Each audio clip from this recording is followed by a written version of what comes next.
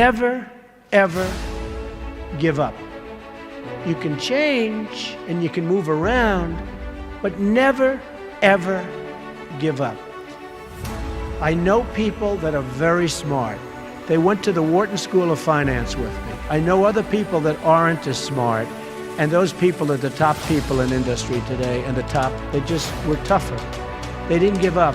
And the smart ones had everything on their plate. They'd always come in with the A+ on the tests and the good boards and everything else. But when they ran into problems, they didn't know how to solve the problems like the guys that weren't as good. And it's very seldom that you see something other than this happen. So never, ever give up. A lot of that is all in the details. You've got to be into the details, because if you're not, they'll come back to haunt you. So oftentimes, life is in the details. Well, business also is in the details. You have to be very careful. You have to watch the dotted I's, because you can really lose tremendously if you don't watch those details. So we discussed that, and as Robert likes to say, probably more than I do, that's the little finger, but it's all about the details. It's very important. You want to be totally focused. You can't take your eye off the ball. When I had troubles in the early 90s, a major article came out, and it said very strongly, everything he touches turns to gold. And I believed it. So I'd go out with models at night instead of working. But that wasn't good. And I remember I had a big lease coming up, and there was a big show, and I went to the show. I said, don't worry, fellas, you can handle the lease, you'll get it done. Well, I came back, they didn't get it done, and I would have had it done 100%. And then the market crashed in the 90s. So I had trouble, but it was sort of an amazing, I wouldn't want to do it again. It was an amazing test of yourself. Can you handle pressure? How are you under pressure? Are you smart? When everybody's coming at you. The worst employee is a good employee. A bad employee is fine because you fire that person right away. A great employee is phenomenal. You want to keep them and cherish them. They're fantastic. But a good employee, you never sort of fire them, but they never lead you to the next level. They just keep their job. They're sort of too good to be fired, but they're not good enough. You're never going to do great. So I always say, the worst employee isn't a bad employee, it's just a good or average employee. Gary Player, the great golfer, he was a little guy, very little, but he worked really hard. And he had a great statement, but he'd go, the harder I work, the luckier I get. And he wins the US Open. You have all these big, handsome guys, these big, giant guys, and they're hitting the ball a mile. And you have Gary Player. And Gary Player would win the Open. He'd win the Masters. He'd win this. He'd win that. And he said, hey, in the US Open, he hit a 5-iron to 1 foot from the hole, and he ended up getting a birdie and wins the US Open, right? And he came off the green. Now, I know I've heard the statement before, but I heard it from him in a meaningful way.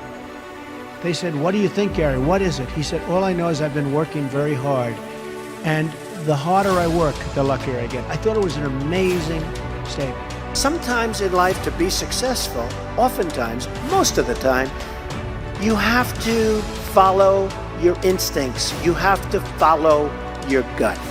You have to. Your parents may say wrong, your whoever may say wrong, but you have to do it. So much of success is seeing yourself as victorious. You have to see yourself. You have to really believe in yourself. And sometimes it's hard. You've had failures, you've had weaknesses, you've had other things. You have to see yourself as a one-man band. Don't rely too much on other people, because they'll let you down. You have to see yourself as victorious. And to be a winner, you have to think like a winner. If you don't think like a winner, it's just never going to happen. Many people have been asking about my desk and the fact that I have so many papers on my desk. It's actually very neat. I know where everything is, but if you look around, there's a lot of stuff.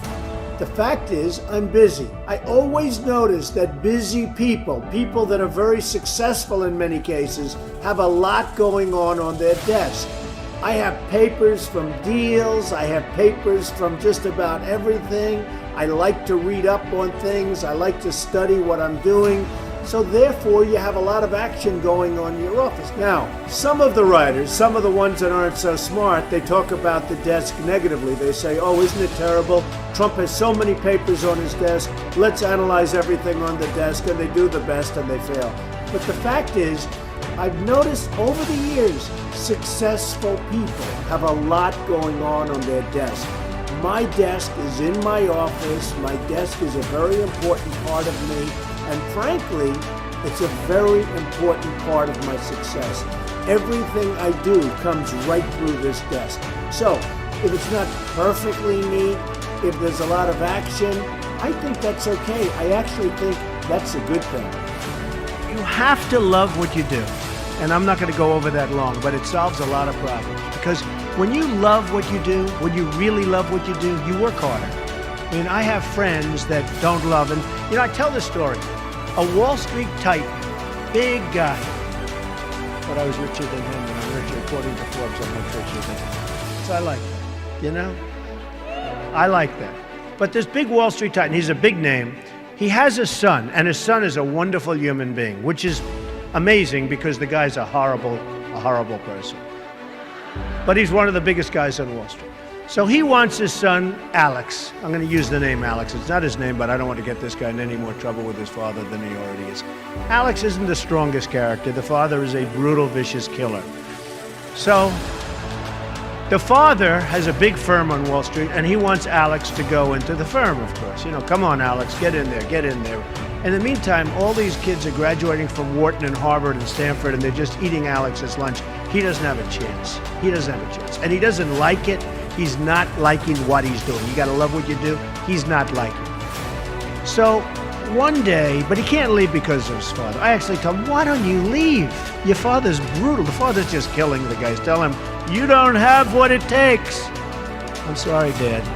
Oh, this is great. So I say, you got to leave the father. You got to leave him. He said, I just can't, Donald. So anyway, he's a spoiled guy. He's a member of a very good golf club in Westchester, which is a rich place in New York. And he's on one of the committees, and he's on the Greens Committee. And they put him in charge of redoing the course. They're doing this big renovation of the course. It's a very good club. And he's there every morning at 5 in the morning. He doesn't leave. He did such an unbelievable job. The contractors respected him. Everybody respected him. So the wife comes up. He's doing so great, Donald. He's so amazing. And they give him an honor. And this is a tough group of people that have this club. They're club members and they're difficult. They gave him an honor. The club came in under budget, faster by 2 months. He did an unbelievable job, and the quality of the work was 10 times what they ever anticipated. So they gave him a medal. I said, Alex, you ought to go and do this for a living. You ought to be a builder, whether it's houses or clubs or golf courses, renovation or this. Oh, my father would go crazy. He'd never let me.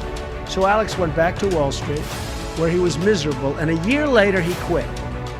And he started doing renovations of houses and clubs and different things. And he's doing great. So you've got to love what you do.